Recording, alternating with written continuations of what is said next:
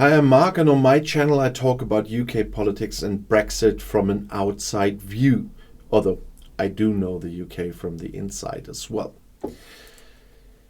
Yesterday, because of the many rejoin debates at the moment, I talked about what a renewed accession process for the UK to the EU would look like.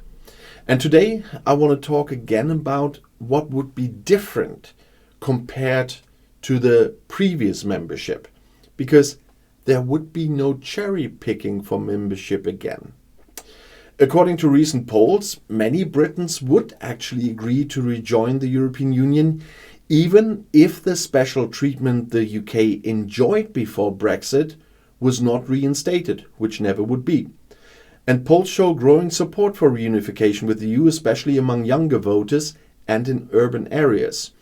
This shift is often attributed to the negative economic and political consequences of Brexit that many Britons have experienced in recent years. And many people are now aware of the challenges that leaving the EU has brought and are therefore more open to the idea of rejoining, even if this means that the UK would no longer have the special rules and exceptions it had before. In German, we would say no extra sausages anymore. However, there are still a significant number of people who support Brexit and are against rejoining the EU. And the political and social discourse in the UK is still very divided on this issue, and that's why I want to shed some light on these things. If the UK were to rejoin the European Union under the current conditions and without the special arrangements of the past, there would be several significant differences compared to its previous membership.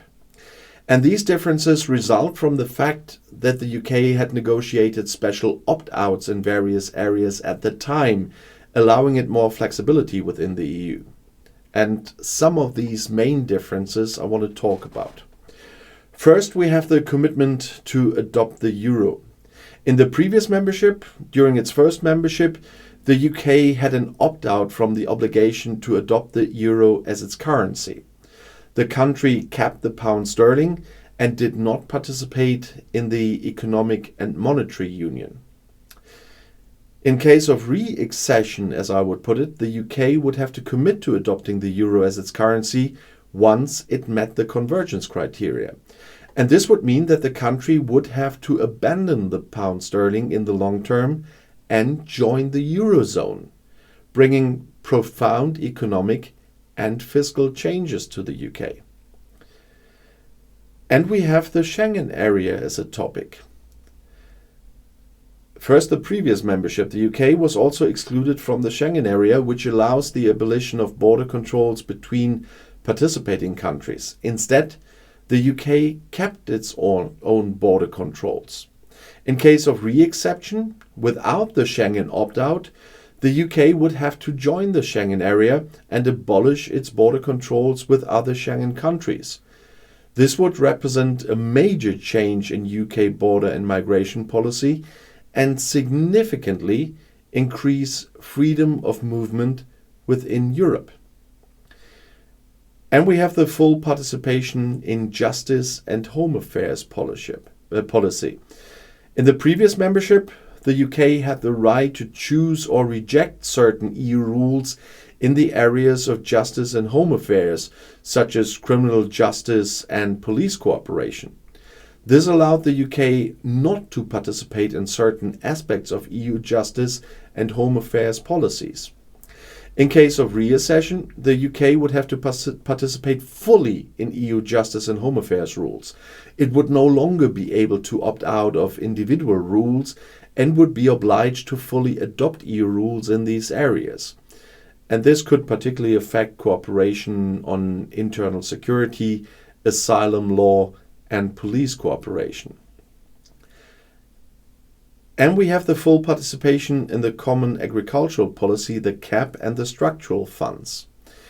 In the previous membership, the UK also had certain special arrangements in the Common Agricultural Policy and the access to the structural funds, including a rebate on its contribution to the EU budget, known everywhere as the British rebate. You remember Margaret Thatcher.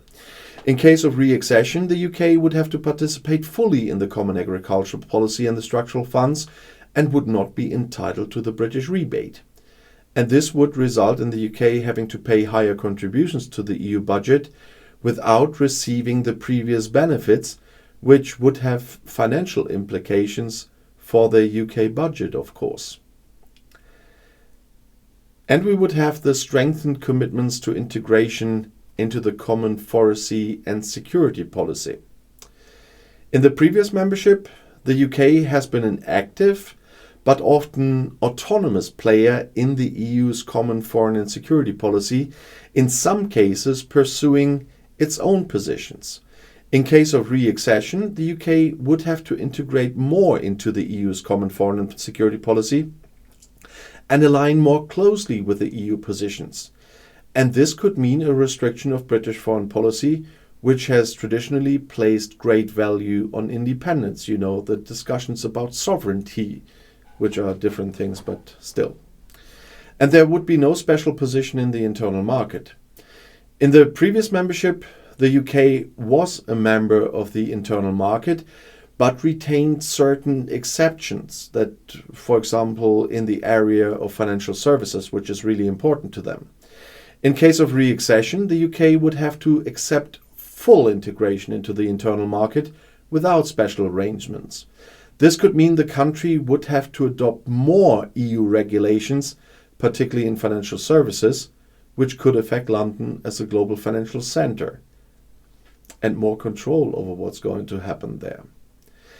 And we have the commitment to solidarity on asylum and migration policies. In the previous membership, the UK was partially exempt from EU asylum and migration policies and could choose whether or not to participate in certain measures. In case of re-accession, the UK would have to participate in joint EU measures on asylum and migration policies, which would mean shared responsibility in the distribution of asylum seekers and greater cooperation in dealing with migration. And there would, as I mentioned before, no more opportunity for a British rebate. In the previous membership, the UK had the British rebate, negotiated in 1984 under Prime Minister Margaret Thatcher, and it meant that the country got a significant portion of its contributions refunded. In case of re-accession, without this rebate, the UK would have to contribute fully to the EU budget, which would result in a higher financial burden.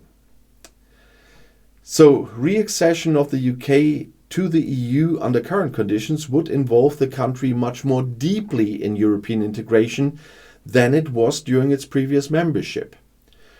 Without the special arrangements the UK had previously negotiated, the country would have to align itself more closely with EU norms, particularly in terms of adopting the euro, joining the Schengen Area, and fully adopting EU legislation in areas such as justice, home affairs, and agriculture. And this would pose significant political and economic challenges for the UK, but would also mean greater integration and participation in the benefits of the EU. But that's why I find it hard to see this happen. But today is a special day for me, so I would like to end this video with a more serious message for once. On this special day, it's my 50th birthday. I would like to look back not only on my own life, but also on the developments that our neighbours in the UK have gone through as a result of Brexit. As a German, who once lived in the UK, but I still have observed this period from afar, but the effects of Brexit are felt far beyond the borders of Great Britain. Brexit has changed Europe, and it has reminded us of the importance of cohesion, dialogue, and the pursuit of common solutions. Although our countries have gone separate ways now, the bond between our peoples remains strong. We share a long history, dark and much better times, and a future that we can still shape together. Let us not forget that despite the differences and the challenges that lie ahead, the values that unite us as Europeans remain. We should preserve these values and defend them in a world that is often marked by division. May this day be an occasion for me and for all of us to reflect on the future of Europe. Let us work to ensure that the decisions we make today provide a stable and peaceful basis for future generations. So thank you for the time to listen, and let us work together to ensure that Europe in all its diversity has a future we can be proud of.